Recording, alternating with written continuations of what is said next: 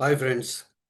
నేను ఒక విషయం మీద వీడియో చేయకూడదు అని చెప్పి కామ్గా ఉన్నాను. కానీ చాలామంది అభ్యర్థులు వాళ్ళ సమస్యను చెప్పి, సార్ ఒక్క వీడియో చేయండి sir, please sir, please sir అని అడుగుతున్నారు. అయితే నేను గమ్మత్తైన విషయం ఏంటంటే, నేను అదే సబ్జెక్ట్ మీద లాస్ట్ వీడియోలో చేశాను. ఇంతకు ఆ సబ్జెక్ట్ ఏంటి అంటే జీవో నెంబర్ 46. సో అందరూ జీవో నెంబర్ 46ని ఒక లెవెల్లో దాన్ని అనలైజ్ చేస్తున్నారు. కానీ దానిలో కొన్ని వాస్తవాలను గమనించకపోతే మీ ప్రిపరేషన్ దెబ్బతింటుంది అనే ఒక ఉద్దేశంతో నేను ఈ వీడియో చేస్తున్నాను. ఆల్రెడీ ఇంతకుముందు వీడియోలో టచ్ చేశాను. ఓకే, ఇప్పుడు ఈ వీడియోలో నేను మీతో చెప్పదలిచింది ఏంటంటే ఫ్రెండ్స్, క్లియర్గా అబ్జర్వ్ చేయండి. ఆ జీవో నెంబర్ 46లో transfers, recruitment, promotions, deputations etcetera అనే 4 పదాలను కాసేపు పక్కన పారేసాయి. అది సంబంధం లేనిది. అందులో ఒక రిక్రూట్మెంట్ అనే పదం మహా అయితే మీకు వర్తిస్తుంది. అసలు మనం ఆలోచించాల్సింది, ఆ జియో నెంబర్ 46 ద్వారా రాష్ట్రపతి ఉత్తర్వులు 2025 ఏదైతే ఉందో దాన్ని 26 జిల్లాల్లో అమలు చేయాలని నిర్ణయించారు. అంతే కదా? ఓకే, అమలు చేసేటప్పుడు ఏంటి, అసలు ఏం జరుగుతుంది? దాంట్లో ఉన్న అంశాన్ని బట్టి ఇంతకుముందు స్టేట్ లెవెల్ ఉద్యోగాలు అనుకున్నవి మల్టీ జోన్ ఉద్యోగాలు జోనల్గా, జోనల్ ఉద్యోగాలు డిస్ట్రిక్ట్గా మార్చమన్నారు. అది ఫస్ట్ స్టెప్. రెండో స్టెప్, ఇప్పుడు ఉన్నటువంటి ఉమ్మడి జిల్లా ఉద్యోగాల్ని విభజిత జిల్లాలుగా విడగొట్టమన్నారు. అంటే నేను ఇంతకుముందు కూడా ఎగ్జాంపుల్ చెప్పాను, ఇదే ఎగ్జాంపుల్. ఫర్ ఎగ్జాంపుల్, గుంటూరు ఉమ్మడి జిల్లా ఉన్నప్పుడు ఎన్ని ఉద్యోగాలు అయితే ఉన్నాయో వాటిని ఇప్పుడు 3 జిల్లాలు, గుంటూరు, బాపట్ల, పల్నాడు కింద విడగొట్టాలి అని చెప్పారు. తర్వాత థర్డ్ స్టెప్ వచ్చి ఉద్యోగులకి ఎంపిక చేసుకునే అవకాశం ఇచ్చి, ఎక్కడైతే ఖాళీలు ఎలా ఉన్నాయో చూసుకుని ఎంపిక చేసుకునే అవకాశం ఇచ్చి, దానికన్నా ముందు రోస్టర్ పాయింట్స్ని కూడా ఫిక్స్ చేసుకుని చేయమని చెప్పారు. ఈ 3 విషయాల ఆధారంగా చాలామంది యూట్యూబర్స్ కూడా, సరే పిల్లల కంటే జ్ఞానం ఉండదు, వాళ్ళకి తెలియదు, కానీ మరి యూట్యూబర్స్ కూడా ఇంకా ఎగ్జామ్స్ పోస్ట్ పోన్ అయిపోతాయి, అసలు క్యాలెండరే జరగదు, ఇలాంటి విషయాలన్నీ స్టూడెంట్ కమ్యూనిటీలో ప్రచారం చేస్తున్నారు, యాస్పిరెంట్ కమ్యూనిటీ. నిజానికి ఇక్కడ నేను గమనించింది ఏంటంటే, వాళ్ళందరూ చెప్తున్నట్టుగా పెద్ద ఉపద్రవం ఏమీ లేదు. ఎలాగో చెప్తాను.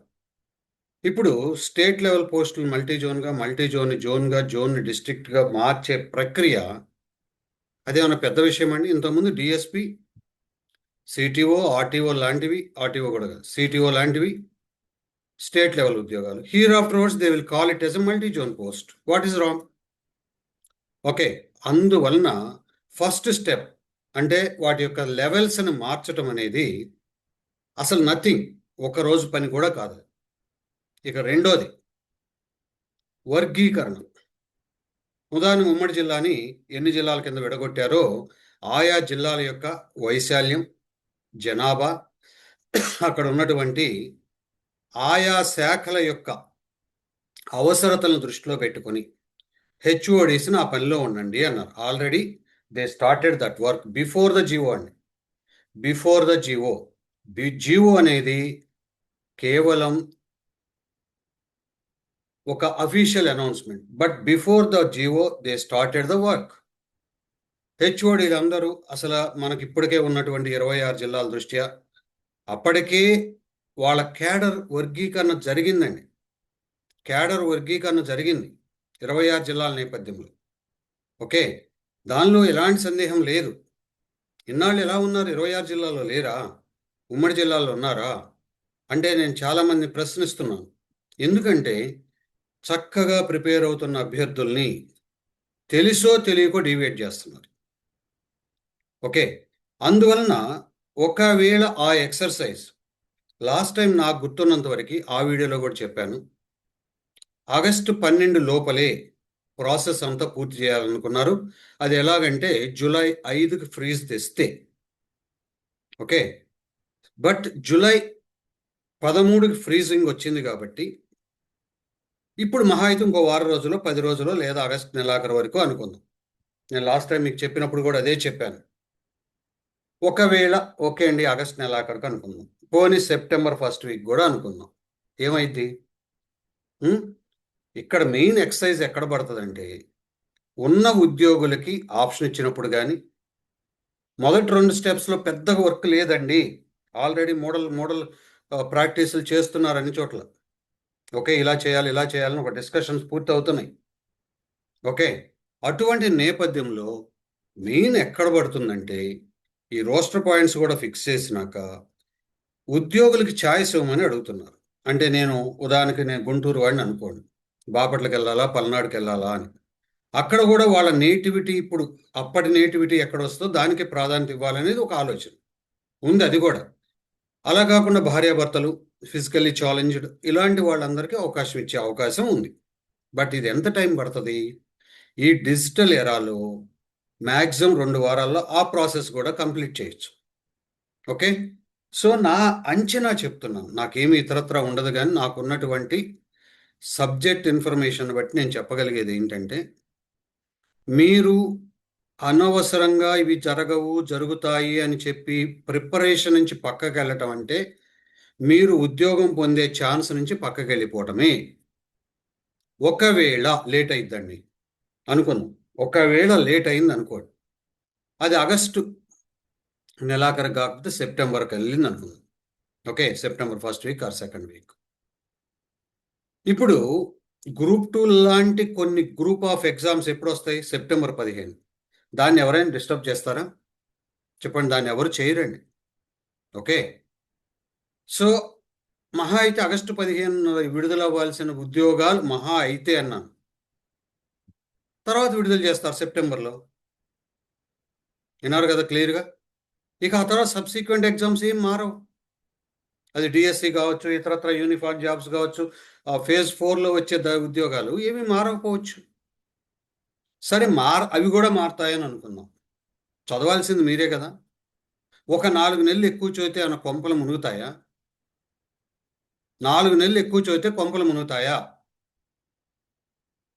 ఇండియన్ ఎకానమీ లాంటి సబ్జెక్ట్ ఎంత డైనమిక్గా ఉంది. ఏపీ ఎకానమీ లాంటి సబ్జెక్ట్కి ఈ రోజుకి కూడా సరైన మెటీరియల్ లేదు కదా. విన్నారా? మరి ఎందుకండి ఏదో అయిపోయింది అన్నట్టు స్టూడెంట్స్, ఇటు కొంతమంది యూట్యూబర్స్, కొన్ని ఇన్స్టిట్యూట్స్ కూడా ఎందుకు ఆ దుష్ప్రచారాలు? అయ్యా, మీరు ఏమీ జరగదు, జరిగిన చాలా స్వల్ప షెడ్యూల్స్ మార్పే కానీ ఓకే, ఖచ్చితంగా చదువుకోండి అని నేను మెసేజ్ ఇస్తున్నాను. అసలు బాధ్యత కలిగినటువంటి వ్యక్తులు చెప్పేది అదే, మీరు చదవండి. కాంపిటేటివ్ ఎగ్జామ్స్ చాలా టఫ్ ఫైట్ని కలిగి ఉంటాయి, లక్షల మంది రాస్తున్నారు, అక్కడ ఉద్యోగాలు వందల్లో అని నేను మొదటి నుంచి చెప్తున్నాను. అప్పుడు కూడా అన్ని వస్తాయని తప్పుడు ప్రచారాలు.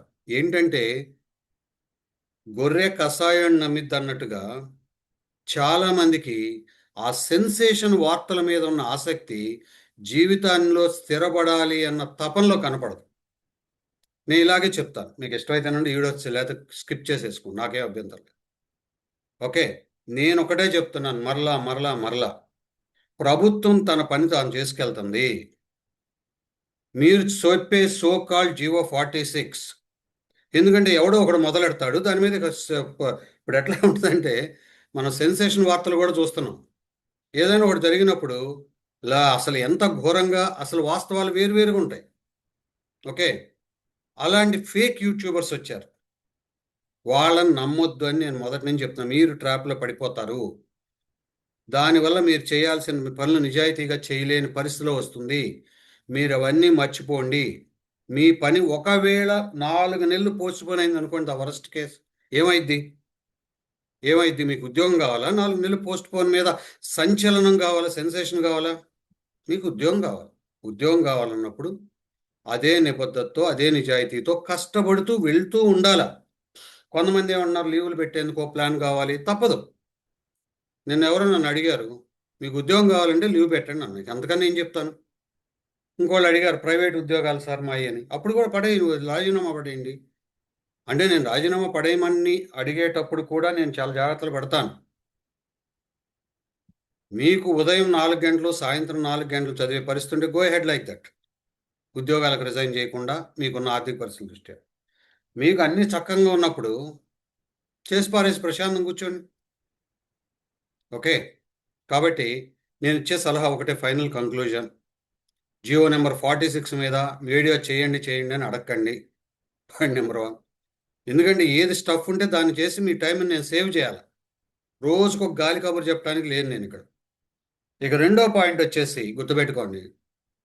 మహా అయితే ఒక 2-3 నెలలు అనుకుందాం. నేనైతే మహా అయితే ఆగస్టు ఫేజ్ ఏమన్నా కొద్దిగా అటు అయిద్దేమో కానీ సెప్టెంబర్ ఫేజ్ నుంచి జరగాల్సినవన్నీ జరిగిపోతుంటాయి. నేను చెప్తున్నాను డిజిటల్ ఎరా. వాళ్ళు లాస్ట్ టైం పెట్టుకుంది ఆగస్టు 12కి అంతా క్లోజింగ్. ఇప్పుడు మహా అయితే ఆగస్టు 20 లేదా ఆగస్టు నెలాఖరు. ఏమైద్దండి? అన్ని వేకెన్సీస్ ఖాళీలు వస్తాయి. ఖాళీలను బట్టి నోటిఫికేషన్లు ఇచ్చేస్తారు. డెఫినెట్లీ ఖాళీలు, రోస్టర్ పాయింట్స్ అనేది అనివార్యం. ఓకే. సో ఇవన్నీ దృష్టిలో పెట్టుకోండి. ప్రిపరేషన్ని కొనసాగించండి. మరలా ఈ ఛాన్స్ రాదు. ఓకే. వచ్చినా ఈ ఛాన్స్ పోగొట్టుకున్నట్టే కదా! తెలివైనవాడు ఎవడు వచ్చిన ఛాన్స్‌ని వదులుకోడు. All the best.